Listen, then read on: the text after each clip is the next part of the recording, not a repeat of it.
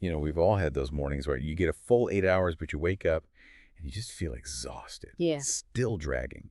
And you think, maybe it was just a bad night's sleep. Or maybe I'm even developing insomnia. But what if it's not just you? What if there's something else going on? Some hidden things messing with our sleep? Well, that's what we're going to be talking about today. Welcome back to the Vital Signpost. This is part 13 of our deep dive into sleep. But we're not just looking at the obvious stuff today, like, late night TV or stress. We're going deeper. We're going to explore how modern life itself can sabotage a good night's rest. And to help us understand these often overlooked sleep saboteurs, we have our expert with us. So are you ready to illuminate the path to better sleep? I am definitely ready. It is easy to forget just how much our world has changed and how those changes directly impact our sleep. We've moved so far away from the natural rhythms that, guided our ancestors, and our bodies are really paying the price. Okay, so let's unpack that a bit. We've got three main offenders that we're going to be talking about today: light, temperature, and alcohol. Let's start with light. It seems pretty basic.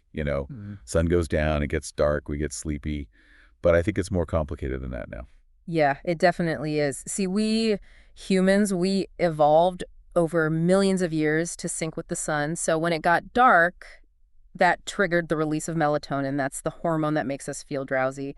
But then back in 1882, when Thomas Edison, flipped the switch at that first power station in Lower Manhattan, while everything changed, suddenly humans had the power to create their own daylight anytime, anywhere.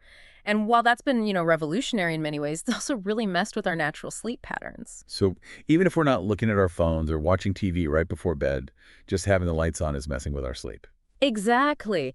Even dim light, like say, a bedside lamp, can significantly hinder your melatonin production. If you think about it, reading with just a bedside lamp is kind of like tricking your biological clock into thinking it's still daytime. You could be delaying your sleep by hours without even realizing it. That's a little unsettling. But Yeah. isn't there more to the light story than that? Something about blue light being particularly bad. Oh yeah, blue light is a big one. Most of our electronic devices emit a lot of blue light. Phones, tablets, laptops, you name it. And blue light is especially disruptive because it targets the specific light receptors in our eyes that control our sleep-wake cycle. There was this one study that found reading on an iPad before bed suppressed melatonin production by over 50%. 50%. So Yeah. basically, scrolling through social media late at night is like telling our brains to stay awake. No wonder so many of us feel groggy in the morning. Yeah, and it's not just about feeling groggy the next day. It actually impacts sleep quality in the days that follow as well. It's like a digital hangover that just keeps lingering. That's a great way to put it. I think that's something we can all relate to. Think about your own evening habits. How much time do you spend just bathed in blue light before you go to bed? Is that late night email or, Instagram scroll really worth sacrificing your sleep? It's something to think about for sure. I mean, we often prioritize convenience and connectivity over sleep without even realizing it. So we've learned that light can really disrupt our natural sleep rhythms.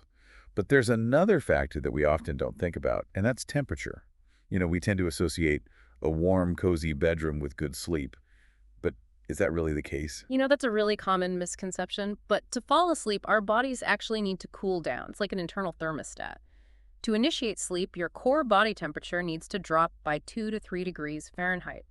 And this temperature drop signals to the brain to release melatonin and basically, get ready for rest. So snuggling under a heavy comforter in a toasty room is actually working against us. Yeah, pretty much. Our ancestors slept in open-air dwellings, so they were naturally exposed to the elements. Their bodies could, follow these temperature cycles. But with climate control in our, modern homes, we've kind of messed up this balance. We trap heat and make it harder for our bodies to cool down and reach that sleep-ready state. That makes sense. Yeah. But it seems kind of counterintuitive, right? Most people crank up the heat in the winter thinking that'll help them sleep better. Yeah, that's a really common thought. But think about it this way. A hot bath before bed feels relaxing, right? But the real benefit comes from the cool down afterward. As your body radiates heat, your core temperature drops, and that's what signals to your brain it's time to sleep. So it's not about feeling warm and cozy in bed. It's more about giving our bodies that opportunity to go through this natural cooling process. Exactly. Creating a sleep environment that's slightly cool actually helps you sleep much better than a warm one. That's fascinating. So we've got light messing with our melatonin production and temperature keeping us artificially warm. But there's one more sleep saboteur that we need to talk about, and that's alcohol. Now, this is a tricky one because I think a lot of people believe that alcohol helps them sleep.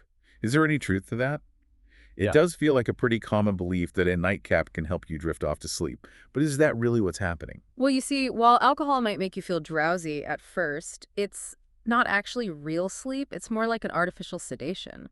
So it creates this illusion of sleep, but it's really more of a sleep saboteur than a sleep aid. So it's tricking our brains into thinking we're getting good sleep when really we're not. Yeah, exactly.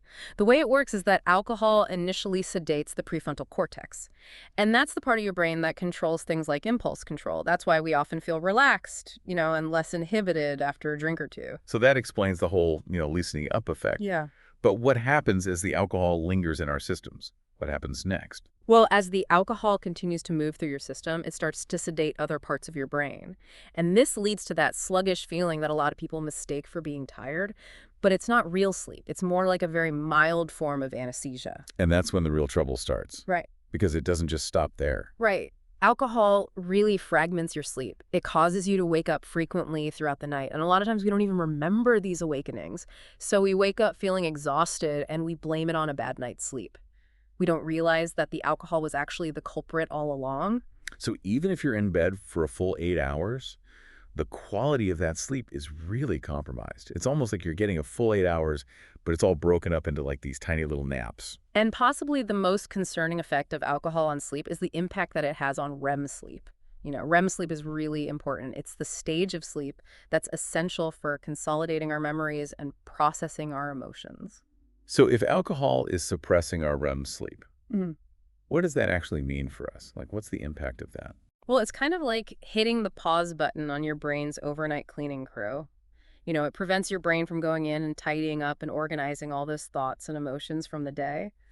There was a study that showed that even just one night of alcohol-disrupted sleep can lead to significant memory problems, and these problems can last for days. That's scary.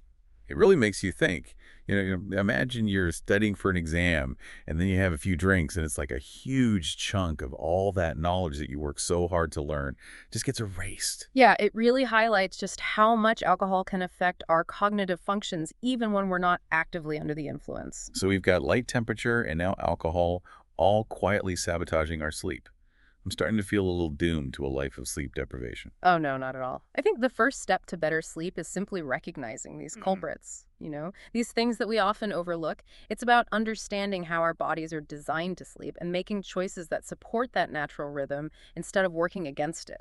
It does seem like we've been kind of fighting a losing battle against our own biology, you know? But like you said, knowing is half the battle. So if we want to sleep better, we need to think about how we can align our modern lives with our evolutionary needs. Where do we even begin?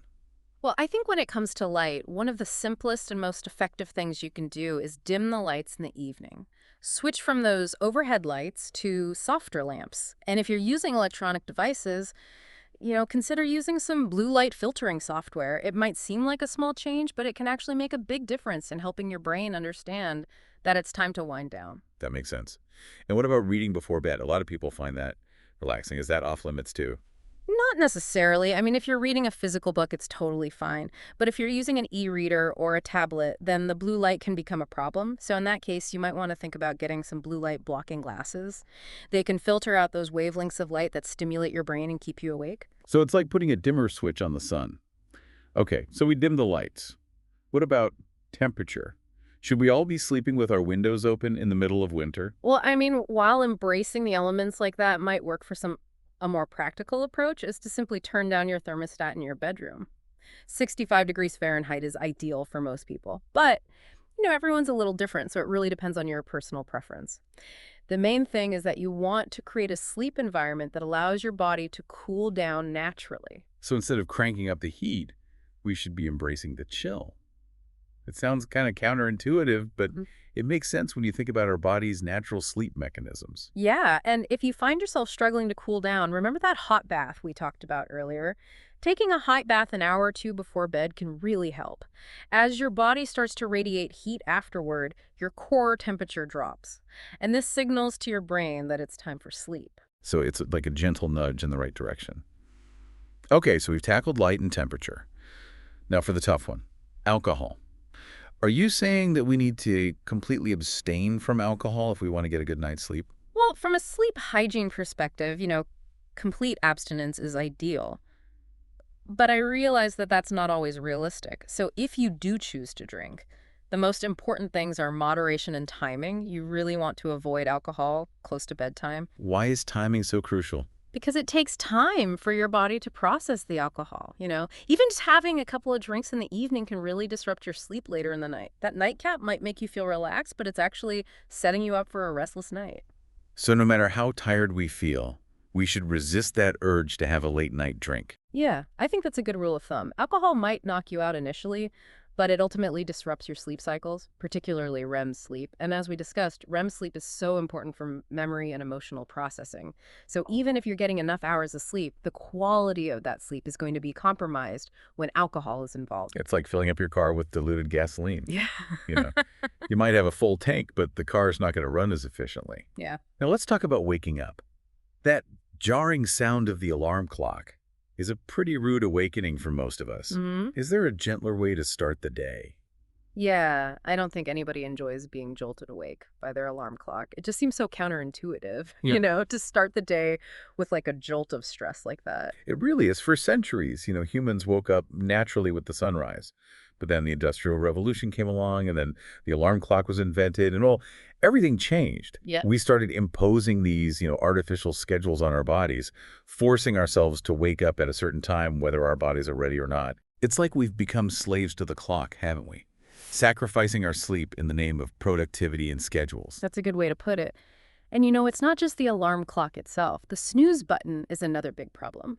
Hitting the snooze button is so tempting, but it actually does more harm than good. You're basically jolting yourself awake multiple times and further disrupting your sleep cycle. So we end up feeling groggy and disoriented even after, spending hours in bed. Exactly. And each time that alarm goes off, our bodies release a surge of stress hormones. It basically puts your cardiovascular system on high alert. It's like a mini fight or flight response every time you hit that snooze button. And over time, this repeated stress can really start to take a toll on your body. So it sounds like we're much better off just getting up when that first alarm goes off, as much as it pains us to do so. Yeah. Waking up at the same time every day, even on weekends, can really help regulate your body's natural sleep-wake cycle. And this makes it easier to wake up naturally without even needing an alarm clock. So even if we can't completely get rid of the alarm clock, we can at least try to train our bodies to, anticipate that wake-up call a little better. Yeah, consistency is really key. And when you do use an alarm, try to resist that temptation to hit the snooze button. Just get up on that first alarm and start your day with a sense of purpose. It's a simple shift in mindset, but it can make a big difference. For sure. It's all about working with your body, not against it. Now, we've spent a lot of time today talking about the things that disrupt our sleep. Light temperature alcohol, even the way we wake up. But I want to shift gears a little bit. What about the things that actually promote good sleep? Are there any proactive steps that we can take? Well, creating a relaxing bedtime routine is really important. This might include things like taking a warm bath, reading a book, listening to some calming music, or even practicing some relaxation techniques like meditation. So it's not just about avoiding the bad stuff. It's also about actively incorporating some good sleep habits into our routines. Exactly. And don't underestimate the power of a comfortable sleep environment. Make sure that your bedroom is dark, quiet, and cool. Invest in a good mattress and some comfortable pillows. Your bedroom should really be a sanctuary for sleep, a place where you can truly unwind and recharge. It sounds like we need to be mindful of both our physical surroundings and our mental state. Yeah, it's really about cultivating a sense of peace and tranquility. Creating a space where sleep can flourish. So we dim the lights, we cool down the room, we skip the nightcap, and we create a relaxing bedtime routine. It sounds like a pretty solid recipe for a good night's sleep. It really is. It all comes back to honoring those natural rhythms that we've been talking about all episode. Now, what if even after all that we're still struggling to fall asleep? What happens when we find ourselves tossing and turning at night? Well, if you're having trouble falling asleep, the best thing to do is actually get out of bed and do something relaxing until you feel tired again. Yeah. Avoid screens, though, because that blue light will make it harder to fall asleep. Maybe read a book, listen to some calming music, or do some gentle stretches. The key is to avoid associating your bed with wakefulness. So don't just lay there getting frustrated. Break the cycle and do something to relax. Exactly. Shift your focus away from the struggle and just allow your body to relax naturally. Well, we've covered a lot of ground today. We've explored how light temperature alcohol and even our alarm clocks affect our sleep. But we've also learned that we don't have to be victims of our circumstances. You know, we can take control and make conscious choices to improve our sleep quality and our overall well-being. It's about remembering how important sleep really is. It's not a luxury. It's essential for our physical health and our mental health. And by understanding the things that impact our sleep, we can make better choices that lead to more restful nights and more energized days. That's right. So as we wrap up part 13 of our deep dive into sleep, I want to encourage you to think about your own sleep habits. What might be sabotaging your sleep? What steps can you take to create a more sleep-friendly environment? It's a journey worth taking for the sake of your health, your happiness, and your overall well-being. Sleep well. Sleep well.